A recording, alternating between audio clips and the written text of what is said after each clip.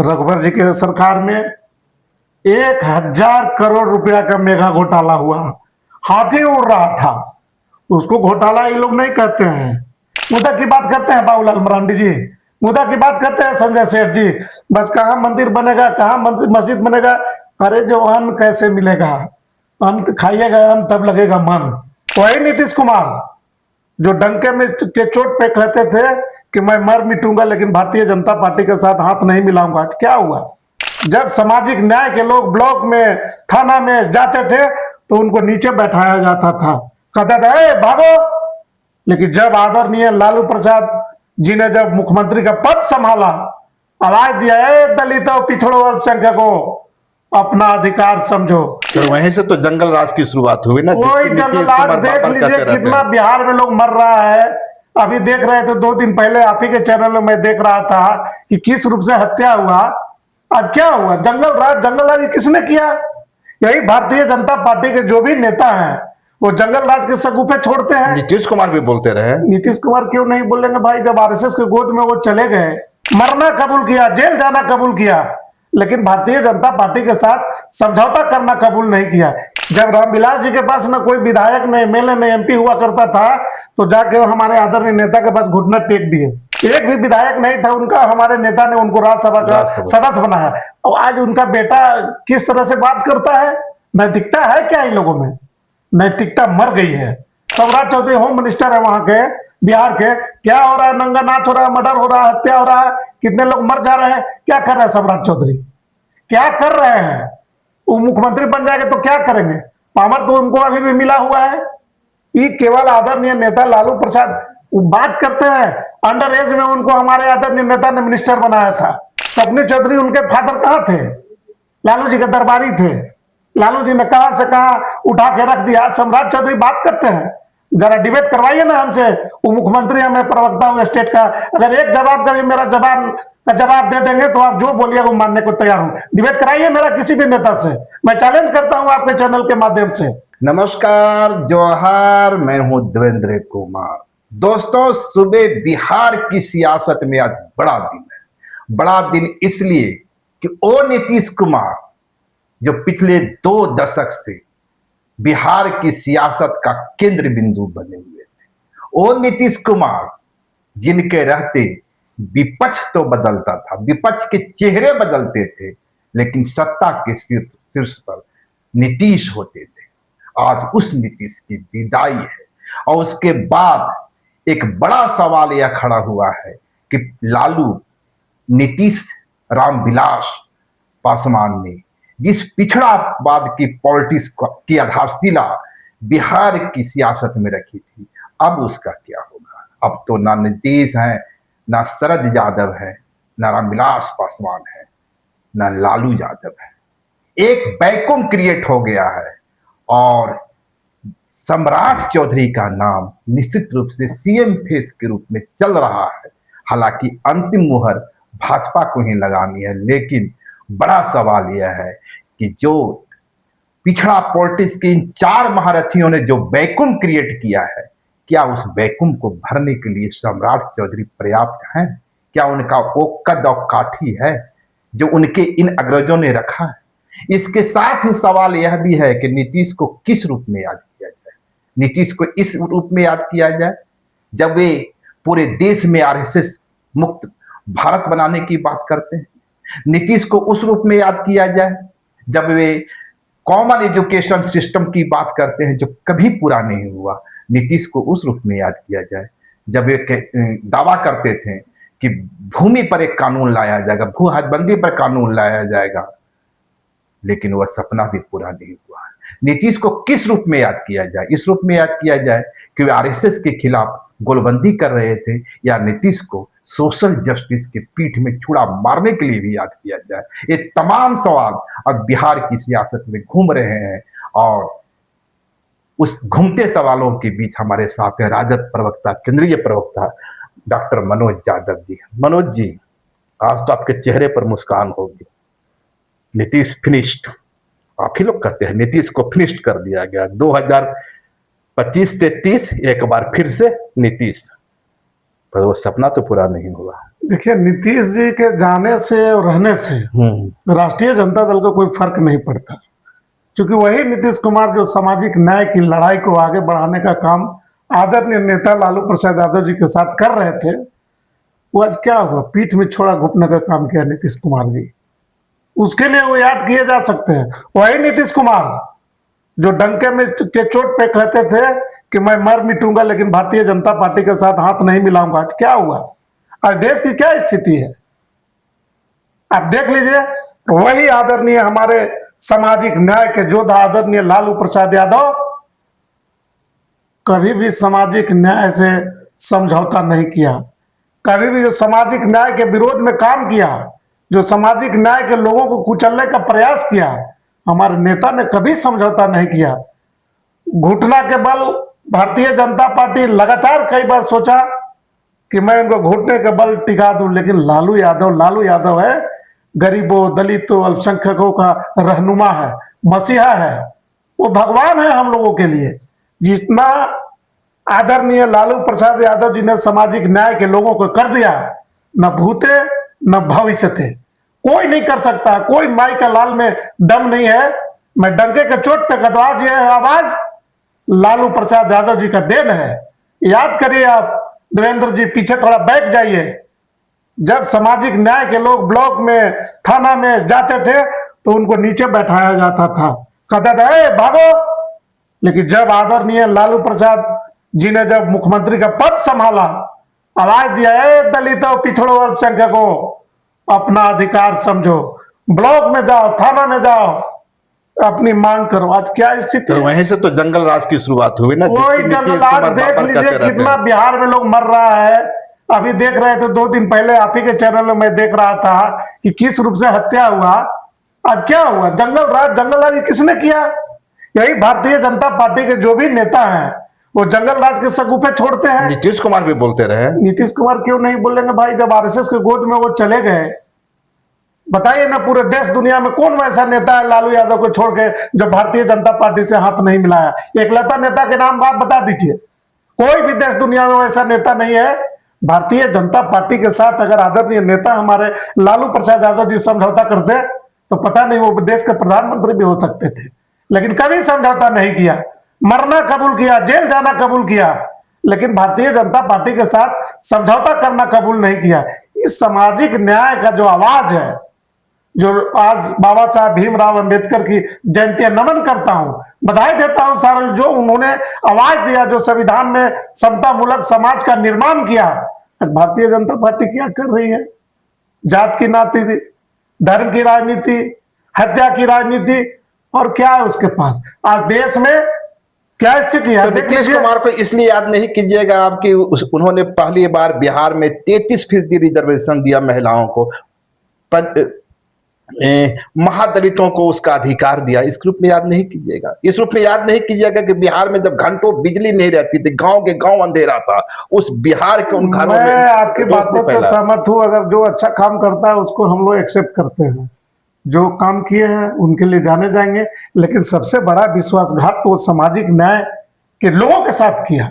नहीं, वो किए होंगे, पर मुझे लालू यादव का वो स्टेटमेंट याद है, नीतीश जैसा कोई है जी दुनिया में, ये तो लालू यादव ने ही कहा था। अरे वो तो रामविलास जी को भी कहते थे। आप याद करिए, जब रामविलास जी के पास न कोई विधायक न एमएलए न एमपी हुआ करता था तो जाके हमारे आदरणीय नेता के पास घुटना टेक दिए। क्या किया आदरणीय लालू प्रसाद जी ने? एक भी विधायक नहीं था उनका, हमारे नेता ने उनको राज्यसभा का सदस्य बनाया। और आज उनका बेटा किस तरह से बात करता है? नैतिकता है क्या इन लोगों में? नैतिकता मर गई है। अब न नैतिकता है, न सहनशीलता है, न सामाजिकता है। अब तो खाली मुद्दे की राजनीति है क्या? देश में इतना चरम पे महंगाई है, देश में इतना बेरोजगारी है, किसानों के साथ महामारी है, एक भी नेता बोलने के लिए तैयार है? कोई एक नेता है तो जरा नाम बताइए। खाली बस जात के नाम पर, धर्म के नाम पर झारखंड में क्या हो रहा है? मुद्दा की बात करते हैं बाबूलाल मरांडी जी, मुद्दा की बात करते हैं संजय सेठ जी, बस कहाँ मंदिर बनेगा, कहाँ मस्जिद बनेगा। अरे जो अन्न कैसे मिलेगा? अन्न खाइएगा, अन्न तब लगेगा मन। भोजन की व्यवस्था कैसे होगी? बेरोजगारी की दूर कैसे होगा? उस पर तो ये लोग बात नहीं करते हैं। क्या हो रहा है बिहार में? सम्राट चौधरी बन जाएंगे तो क्या हो जाएगा? मैं यही सवाल कर रहा था मैं वही बोल रहा हूँ, क्या हो जाएगा? सम्राट चौधरी होम मिनिस्टर है वहां के, बिहार के। क्या हो रहा है? नंगानाथ हो रहा है, मर्डर हो रहा है, हत्या हो रहा है, कितने लोग मर जा रहे हैं। क्या कर रहे हैं सम्राट चौधरी? क्या कर रहे हैं? वो मुख्यमंत्री बन जाएंगे तो क्या करेंगे? पावर तो उनको अभी भी मिला हुआ है। ये केवल आदरणीय नेता लालू प्रसाद वो बात करते हैं, अंडर एज में उनको हमारे आदरणीय नेता ने मिनिस्टर बनाया था। अरे थोड़ा भी तो रहम कीजिए, थोड़ा भी तो मानवता को शर्मसार मत करिए, थोड़ी भी नैतिकता जीवित रखिए अपने हृदय में। कहाँ थे? बड़ी बड़ी बात करते हैं। सपनी चौधरी उनके फादर कहाँ थे? लालू जी के दरबारी थे। लालू जी ने कहां से कहां उठा के रख दिया। सम्राट चौधरी बात करते हैं, जरा डिबेट करवाइए ना हमसे। वो मुख्यमंत्री है, मैं प्रवक्ता हूं स्टेट का। अगर एक जवाब का भी मेरा जवाब दे देंगे तो आप जो बोलिए वो मानने को तैयार हूं। डिबेट कराइए मेरा किसी भी नेता से, मैं चैलेंज करता हूं आपके चैनल के माध्यम से। मुद्दा पे होनी चाहिए बात, मुद्दा की राजनीति होनी चाहिए। देश हमारा आज कहां जा रहा है? मुझे एक चीज याद आती है कि नीतीश कुमार जब जब भी संकट में फंसे, ये लालू यादव होते थे जो उसे संकट से निकाले। मैं एक उदाहरण देता हूं, जीतन राम मांझी को सीएम बनाने का फैसला नीतीश कुमार का था, और वो जीतन राम मांझी जब सीएम बनते हैं नौकरशाही को इतनी मजबूत तरीके से अपने हाथ में लेते हैं कि नीतीश कुमार की चाहत के बावजूद भी इस्तीफा होने नहीं जा रहा था। हमारी खबर यह है कि इसी मामले में अंतिम वक्त पे लालू यादव इंटरफेरेंस करते हैं और छोटी भाई को एक बार फिर से सत्तासीन करते हैं। मैं ये सवाल इसलिए कर रहा हूं कि लालू यादव और नीतीश कुमार के बीच एक बेहतरीन संबंध रहा है, राजग जदयू के बीच संबंध रहा हो या नहीं रहा पॉलिटिकल पार्टी के रूप में, पर उस स्ट्रगल से निकले ये दो नेता आपस में संवाद जरूर करते रहे, और कहीं ना कहीं नीतीश कुमार को नीतीश कुमार बनाने में लालू यादव की एक बड़ी भूमिका रही। आप इसे किस रूप में देखते हैं? लालू यादव कोई व्यक्ति नहीं, वो विचार है। मैं पहले ही आपको एग्जाम्पल दिया कि राम विलास पासवान जी जब चारों चित हो गए, कोई पूछ नहीं रहा था, तो हमारे आदरणीय नेता ने उनको राज्यसभा का सदस्य बनाया। जब जब भी पति के घड़ी में, चाहे रामविलास जी हो, शरद जी हो, चाहे बीपी साहब हो, अब नहीं है, आदरणीय लालू प्रसाद ने एकदम खड़ा हो करके और मदद किया हर तरह से। पर नीतीश कुमार ने आपका एहसान का बदला तो चुकाया ना। जब आपका बंगला खाली करने की बात आ रही थी, सम्राट चौधरी फैसला ले चुके थे, लेकिन बंगला खाली तो नहीं हुआ। ऐसा है, वो प्रोटोकॉल है, वो प्रावधान है। सम्राट चौधरी का बस की बात नहीं है। यहाँ आदरणीय पूर्व मुख्यमंत्री का क्या बंगला कोई खाली करवाता है? लगातार दो मुख्यमंत्री उस घर में रह रहे हैं, तो ये तो हठधर्मिता है ना, नियम संगत तो नहीं है। और वो क्या करेंगे? नीतीश जी के साथ लालू जी का व्यक्तिगत संबंध है, हम लोग का भी व्यक्तिगत संबंध होता है। ऐसा थोड़े कि भारतीय जनता पार्टी। इसीलिए मैं पूछ रहा हूं कि पिछड़ों की पॉलिटिक्स का अंतिम सितारा जा रहा है। आप तमाम मतभेद रख सकते हैं नीतीश कुमार से और लालू यादव के बीच में हो सकता है, लेकिन एक बात तो सच है कि नीतीश, लालू, शरद यादव, रामविलास पासवान एक मजबूत स्तंभ खड़ा किए, तो वो आज जा रहे। अब आप किस रूप में याद करेंगे? मैं तो यही बार बार कहूंगा कि जिस उद्देश्य से सामाजिक न्याय की आवाज को आगे बढ़ाने का इन नेताओं ने काम किया, हमारे आदरणीय नेता लालू प्रसाद यादव जी के अलावे नोट ए सिंगल नेता कि इसको बढ़ाने का काम। बार बार तो लोग छुरा घोपने का काम करते हैं, मतलब फरोश है। पलटू राम के नाम से नीतीश जी जाने जाते हैं लगातार। संबंध जो व्यक्तिगत संबंध आपसे हमारा रहता है, राजनीति में सबके साथ सबका संबंध रहता है, सबका बेटा बेटी के ब्याह में सारे लोग आते हैं, दंडवत प्रणाम सब होता है। लेकिन जहां राजनीति होती है, जहां मुद्दे की बात होती है, सिद्धांत की बात होती है, वहां हमारे आदरणीय नेता आज तक कभी। मैं एक सवाल इसलिए भी कर रहा हूं कि भाजपा के अंदर नीतीश कुमार को जब जब भी घुटन महसूस हुई, 2014 का लोकसभा चुनाव, 2015 में राजद के साथ लड़ते हैं, फिर राजद के साथ आते हैं, आने जब जब भी भाजपा ने उनकी गर्दन दबोचने की कोशिश की, लालू यादव आगे बढ़ के बचाव किए। इस बार लालू यादव, तेजस्वी यादव कहीं खामोश रहे। क्या यह रणनीति थी, फिनिश हो जाने दो चच्चा को इस बार? देखिए, जैसी करनी वैसी भरनी, इनको लगातार हमारे आदरणीय नेता तेजस्वी जी आगाह करते रहे, लेकिन ये मानने को तैयार नहीं। अब किस मामले में ये भारतीय जनता पार्टी के अंडर में आ गए, ये मेरे समझ से परे है। नहीं, सारे कोई लोग, ना कोई रीजन तो है। सारे पूरा बिहार जानना चाहता है इसको कारण क्या था। वो नीतीश जो डंके की चोट पर शासन चलाते थे, ठीक है फिजिकली वीक हुए हैं, ठीक है मेंटल स्थिति ठीक नहीं है, लेकिन नीतीश सिर्फ इसके कारण चुक गए हैं या कहीं कुछ और भी मामला था? कोई मामला तो निश्चित रूप से होगा। ये आरएसएस के गोद में जाने वाला व्यक्ति नहीं थे, और जिस तरह से सामाजिक न्याय के इन लोगों ने बंटाधार किया, ऐसे ही नेता रामविलास जी स्वर्गीय हो गए, अब नहीं बोलना चाहता उनके बारे में। हमारे आदरणीय नेता बोलते थे कि अरे रामविलास बहुत बड़ा भविष्य वक्ता है, रे जने होता वो नहीं चल जाता है। वो कई बार बोलते थे, हम लोग हंसते भी थे। इसलिए नीतीश जी आरएसएस के गोद में चले गए, समा गए। अब वो निकलने वाले नहीं है, कोई भी प्रयास करेगा।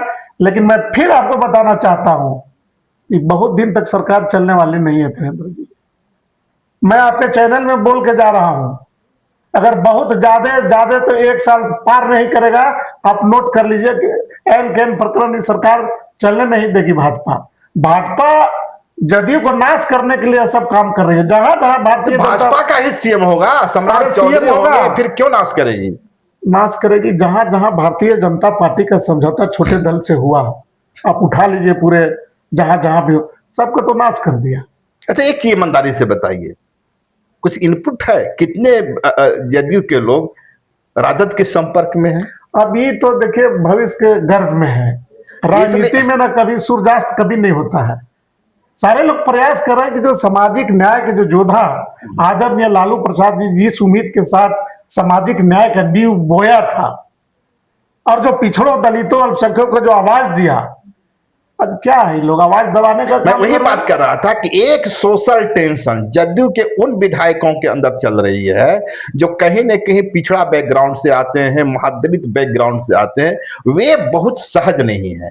दूसरा खेमा वे है जो अगड़ी जाति से आते हैं और कहीं न कहीं वे जदयू में रहते हुए भाजपा की बैटिंग कर रहे हैं। यानी पूरा जदयू हमें 2 खेमे में बढ़ता दिख रहा है। इस हालत में तो निश्चित रूप से आपके पास इनपुट होगा कि इतने विधायक जो आज नहीं 6 महीना के बाद, साल भर के बाद जदयू को बाय बाय कर सकते हैं। यानी जदयू अब इतिहास। मैं तो पहले ही बोला कि 1 साल से ज्यादा ये सरकार नहीं चली। 1 साल तो बहुत हो जाएगा। घुटन फील होगा कि भारतीय जनता पार्टी का कोई नीति है क्या? कोई सिद्धांत है? न नीति है, न नियति है ठीक, न नेता इनको ठीक है। कोई है क्या?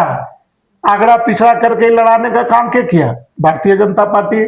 सम्राट चौधरी अभी बोल रहे हैं बड़ी बड़ी बात, जब मुख्यमंत्री बन जाएंगे तो कमान वही नागपुर से छूटेगा, बंद होगा, दिल्ली से फैसला होगा।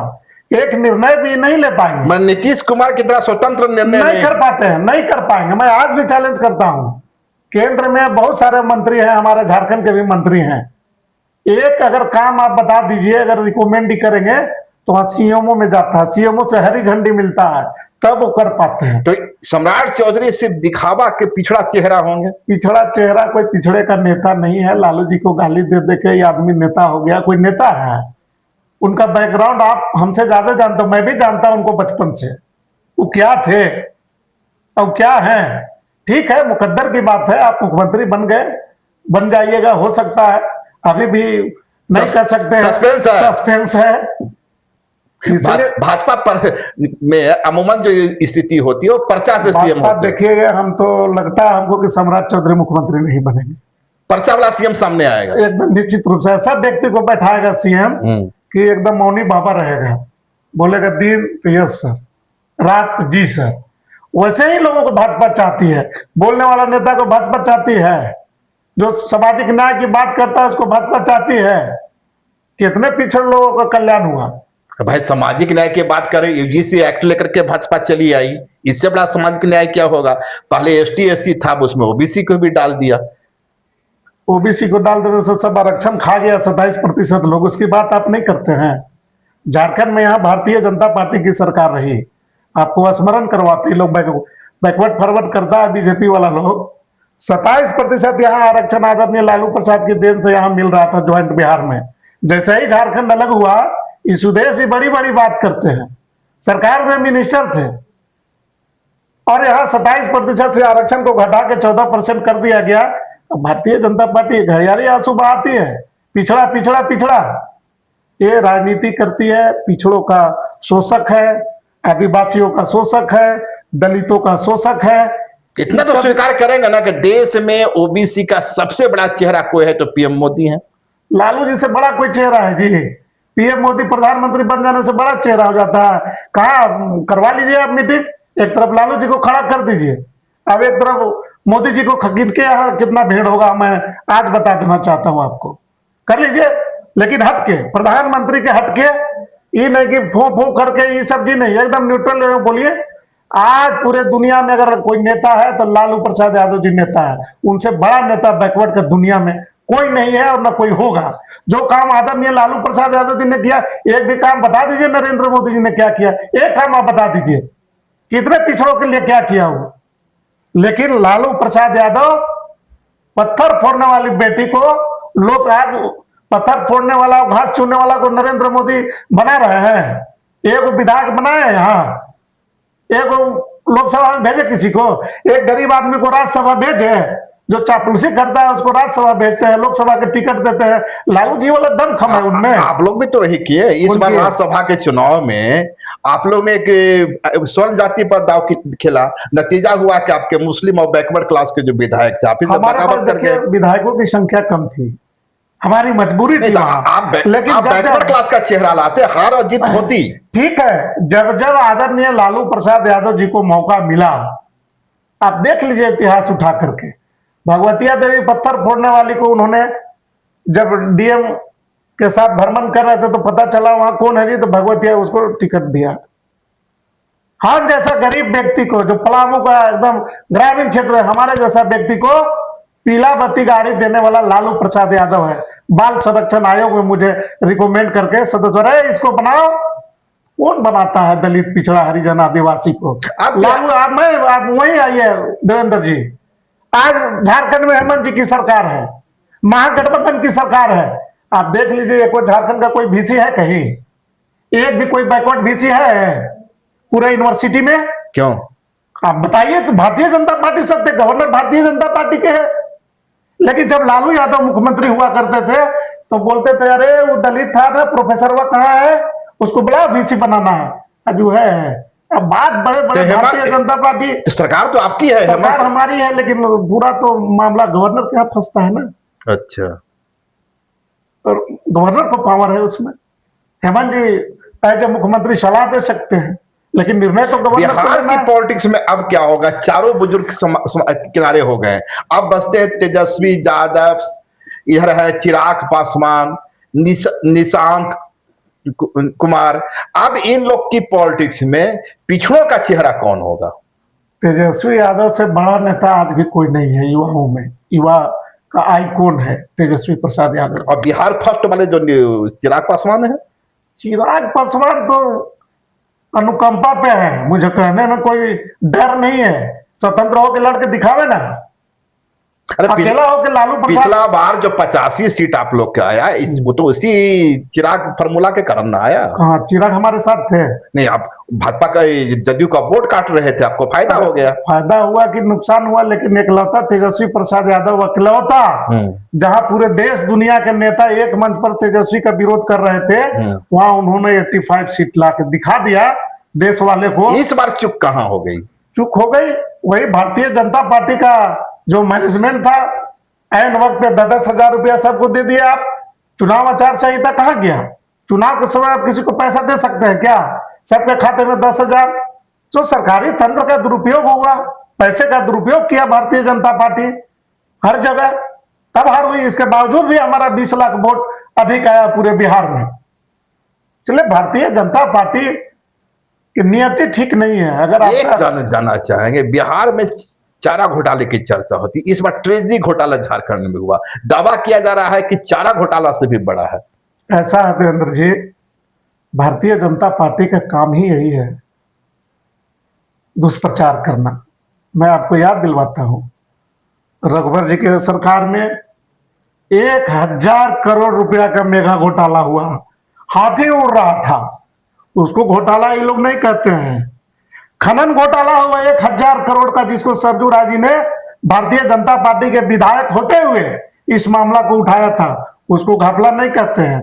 2 करोड़ रुपया का एक दिन में भारतीय जनता पार्टी के लोगों ने टी शर्ट पहन लिया और चॉकलेट खा गया जमशेदपुर में, उसको ये लोग घोटाला नहीं करते हैं।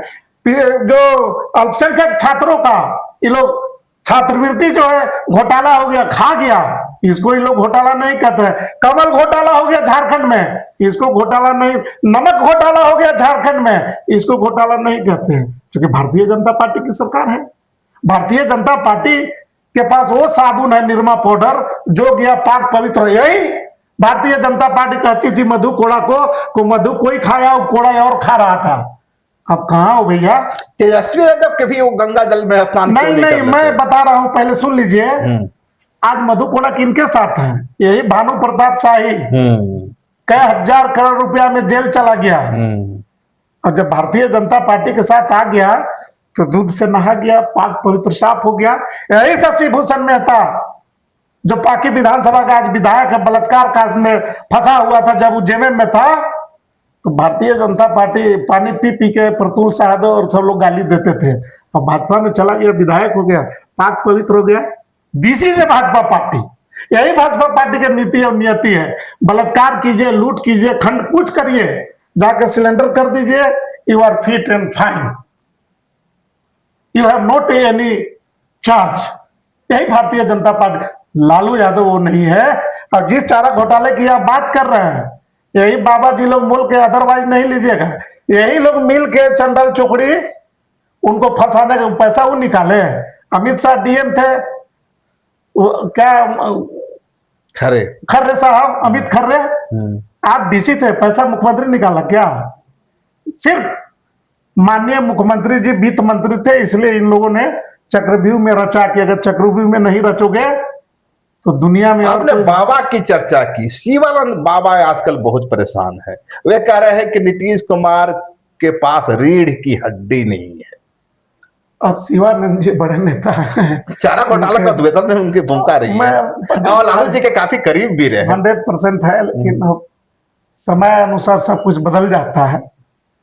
अब शिवानंद जी बड़े नेता हैं, क्या बोलते हैं, कुछ न कुछ रोज बोलते रहते हैं। बाबा है हम लोगों के, आदरणीय है, अब बुजुर्ग भी हो। ये सरजू राय कहते हैं कि गैर भाजपा गैर कांग्रेस सरकार झारखंड में बन जाएगा। वो भी चारा उद्भेदन में, घोटाला उद्भेदन में एक बड़ा चेहरा रहे हैं। सरजू राय बेचैन आत्मा है। बेचैन आत्मा है। हाँ, वो बेचारे परेशान हैं, मंत्री कैसे बने। अच्छा, ये 5 वर्ष कट नहीं रहा है क्या? कहां से कटेगा? जो सब दिन मलाई खाया और 2 दिन मलाई खाना बंद हो जाएगा तो लगेगा ना। जब उतना ही दर्द है तो आप क्यों नहीं आके विपक्ष में देखते हैं? विधानसभा में उन लोगों के साथ क्यों बैठते हैं? अब विपक्ष के साथ बैठिए, आइए विपक्ष के पास बैठिए, मर्ज कर जाइए इधर। तो क्या बोले हम? ये सीएम हेमंत आसाम गए और हम लोग ने देखा कि कांग्रेस वाले प्रदीप यादव और राजद वाले संजय यादव एक दूसरे के विरोध में कमाल संभाल। देखिए, विरोध की बात नहीं है। अब है क्या कि आदरणीय संजय प्रसाद यादव लालू जी का दूसरा रूप है। ये आवाज गरीबों की आवाज है। संजय प्रसाद यादव गरीबों की लड़ाई लड़ता है। प्रदीप यादव का एलिगेशन गलत था। 100%। अब संजय जी के क्षेत्र में बालू जा रहा है, क्या जा रहा है उनको याद है। और उनका दरवाजा पर से बालू जा रहा है, 2 लोग मर गया हादसा में, श्रमिक लोग ट्रैक्टर से, उस पर उनको आवाज नहीं जा रहा। तो छोड़िए राजद कांग्रेस को, तो हो तो रहा है महागठबंधन की सरकार में ही ना। महागठबंधन की सरकार में उस क्षेत्र की लड़ाई है। अच्छा, प्रदीप जी जो करते हैं सारा सब लोग जानते हैं। चार्ज लगा क्षेत्र है गोड्डा माननीय संजय प्रसाद यादव जी का, तो ये सोचते हैं मर के उनको बदनाम कर दें। लेकिन संजय लोग कहते हैं कि गोड्डा के पॉलिटिक्स में प्रदीप यादव और संजय यादव की बनती ही नहीं है। वही कारण है कि प्रदीप यादव लोकसभा का चुनाव लड़ते हैं, वो हार जाते हैं। वो क्या पॉलिटिक्स है नहीं है उस पर मैं बोल, लेकिन हमारे आदरणीय नेता संजय प्रसाद यादव एकदम लालू प्रसाद के ट्रू है। वो सामाजिक न्याय की आवाज को, रोने वाले को हंसाने का काम कर, उनका आवाज बन के आज उभर रहे हैं, आज मंत्री हैं। लास्ट सवाल होगा। अब चाचा नीतीश जा रहे हैं। चाचा नीतीश मैं इसलिए कर रहा हूं कि मैं भी जिस उम्र को देखा हूं, मैंने हमारी जो शुरुआत हुई थी लालू यादव से देखते हुए नीतीश कुमार को देखें, युवा थे तो एक सपना तो जरूर पला इन लोगों को देखते हुए। वो सपने के कितने रंग बदले, कितने टूटे, कितने बिखरे, छोड़ दीजिए। अब नीतीश कुमार जा रहे हैं, अंतिम रूप से आप विदाई किन शब्दों में बस हमारी पूरी शुभकामना है। मुख्यमंत्री इतने दिनों तक रहा, सेवा किया, अब आराम करना चाहिए उनको। भारतीय जनता पार्टी के लोगों ने आराम आप करने देने की सलाह दे रहे हैं कि भाजपा सलाह दे ना, रही है? मैं दे रहा हूँ। अब उनका उम्र हो गया, अच्छा अच्छा। अब भारतीय जनता पार्टी के जाल में वो फंस गए हैं। एक कसक रह गई कि तेजस्वी यादव के बारे में कहते थे कि अब यही ना संभालेगा जी, और उसके बाद वो संभाल दिए सम्राट कथनी चौधरी और को। करनी में आसमान जमीन का अंतर होता है कुछ लोगों में, और कुछ लोग जो बोलते हैं वही करते हैं। तो नीतीश जी भारतीय जनता पार्टी के एक जाल में फंस गए। अब कोई सीएम का पद छोड़ के वो कहे कि हम राज्यसभा में जाएंगे, आप सोच सकते हैं कोई न कोई कारण तो रहा हो। अरे हिंदुओं में वानप्रस्थ का सिस्टम है ना, चौथा अवस्था में लोग संन्यास लेता है। नीतीश जी हिंदू धर्म की उसी पद्धति का पालन कर रहे हैं कि भाई संन्यास लेना है तो राज्यसभा जाने की क्या जरूरत है? अब राज्यसभा नहीं जाते। बुजुर्ग रूप में नहीं, आप बोलते कि हम अब छोड़ दिया। मैं बुजुर्गों की सभा है ना, बेसिकली वहां सलाह देंगे, उनकी सलाह सुनी उनका जाएगी। सलाह कोई मानेगा? देवेंद्र जी आप देख लीजिए, मुख्यमंत्री का शपथ हो जाने दीजिए। मैं भविष्यवक्ता तो नहीं हूँ, लेकिन चूंकि राजनीतिक अनुभव हमारा भी रहा, 90 से मैं लालू जी के साथ रहा हूँ। ज्यादा दिनों तक सरकार नहीं चलेगी, ना नीतीश रहेंगे, ना नितिन रहेंगे, ना सम्राट रहेंगे। बड़ी बात कर रहे हैं। न नीतीश रहेंगे, न नितिन रहेंगे, निशांत रहेंगे पार्टी में, मुख्यमंत्री के पद पे। मैं उस भाषा सारे पिछड़े फिनिश हो जाएंगे, नहीं रहेंगे। एकलौता हमारा नेता आदरणीय तेजस्वी प्रसाद यादव होगा। आने वाले दिनों में देखिएगा, उनको तो एक षड्यंत्र के तहत मुख्यमंत्री बनने से रोका भारतीय जनता पार्टी के लोगों ने, लेकिन देश का भविष्य और सामाजिक न्याय का दूसरा अगर योद्धा बिहार का भविष्य किसका? एकदम तेजस्वी जी के हाथ में है बिहार का भविष्य। देखिएगा आने वाले दिनों में हमारे नेता तेजस्वी प्रसाद यादव मुख्यमंत्री होंगे, और सारे सामाजिक न्याय के लड़ाई लड़ने वाले जितने भी नेता हैं, सब उनके साथ कोई ऐसा समीकरण बन सकता है कि तेजस्वी और निशांत दोनों ही सरकार में हो? ऐसा हो सकती है, इसकी संभावना है क्या? देखिए भविष्य में न कोई किसी का दुश्मन होता है, राजनीति में न दोस्त होता, कुछ भी हो सकता है। तो ये थे हमारे साथ डॉक्टर मनोज यादव। आपने सुना, बहुत ही प्रखरता के साथ, बहुत ही बेबाकी के साथ तमाम सवालों को सुना, उसका जवाब दिया। लेकिन एक सवाल जो उलझा रह गया, झारखंड की सियासत में राजद और कांग्रेस एक दूसरे से भिड़ते क्यों नजर आ रहे हैं? शुक्रिया, नमस्कार, जोहार। लाइव लगातार के वीडियो को लाइक करें, सब्सक्राइब करें